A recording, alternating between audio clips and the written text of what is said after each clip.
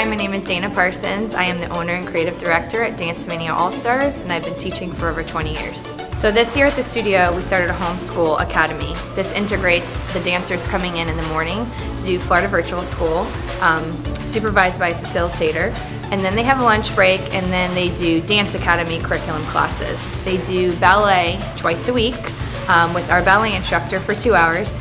Then they do an acrobatics class once a week for an hour and a half with our acrobatics instructor, who's also the facilitator. And then they do technique class with me twice a week for 2 hours at a time.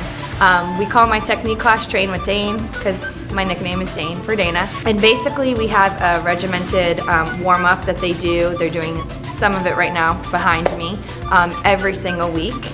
And this helps them focusing on strength, flexibility, helping their feet, their ankles. We do ab work, all kinds of things like that. Each week in my classes in particular, I change the curriculum. They'll do the same curriculum on Tuesday that they do Thursday. Sometimes I build on it a little bit, but most of the time it's the same thing. So for example, today we're working on pirouettes, moving across the floor with weight changes and foot changes that will help with kids that are beginner level all the way to the elite level.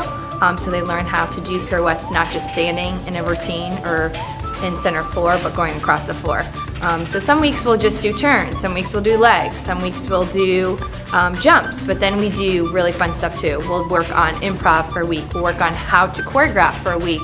We've done hip hop classes, we've brought in a yoga teacher, so every week they get a new curriculum, and I don't tell them ahead of time, and it kills them, but it keeps things exciting and fresh, and they've been doing great. So the benefits of a memorized warm-up for the girls, they start seeing more progress in each thing that they're doing when it's kind of the same warm-up each week.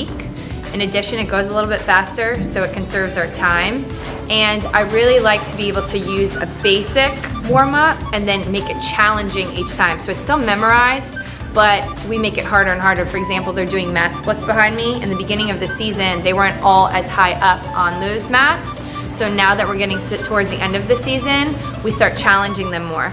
They're all timed. They have certain 8 counts that they have to do them with music, and it just makes class go really well because they know what to expect and we get to monitor their progress. So again, this is the first year where we hosted Dance Mania All-Stars Academy. So it's been trial and error, but it's been going great. So it's really, really, really helping all of the students that are in the academy are also members of our Dance Mania All-Star competition program. We see a huge difference in them, in their classes, their other classes that they're taking, in their teams, on the performance stage, off the performance stage in class.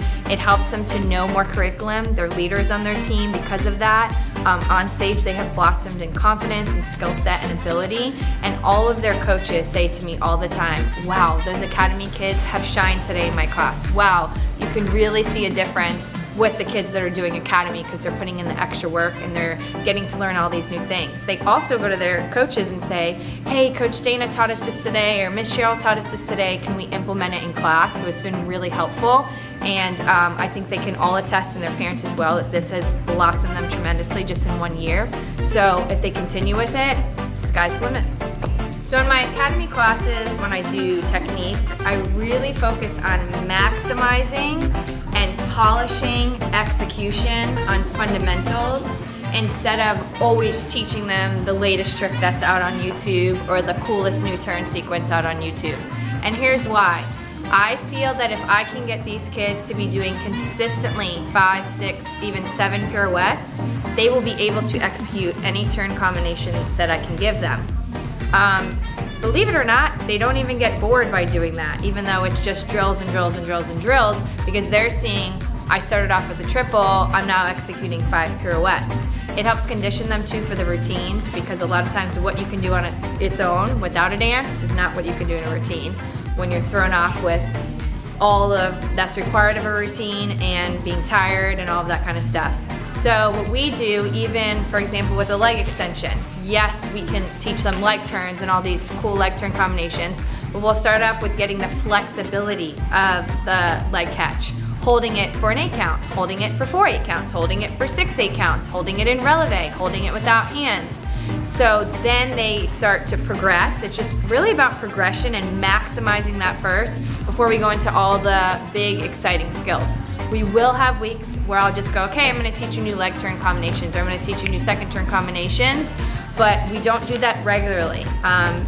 As exciting as it is, they know that they have to work up into doing that, and they have to be able to achieve the basics and the fundamentals in order to do that. So if I start seeing they get shaky in that, we scratch it, we go right back to fundamentals. Tips for coaches to help elevate their team skill set. First, I would say you need to evaluate your team. Give them realistic goals. Look at their age level, look at their skill set level, their commitment level, their mental toughness, their physical toughness. Because what I'm going to give my elite teams is not going to be the same as I'm going to give a prep team, even if they're the same age. So you want to do that first, really assess, make a list, and see where you're at. From there, I would just say start making goals of different things that you would want to see. Start basic. It would be really great if my team had a full team triple turn. So you need to think about all the kinds of drills that you need to do in order to make that successful and implement it every practice. And then if they keep working on it, give them maybe homework to do at home or things that they need to send to you. Then you can put them in your routine or help them further their training. 5, 6, 7, 8. Train with the Dana, y'all!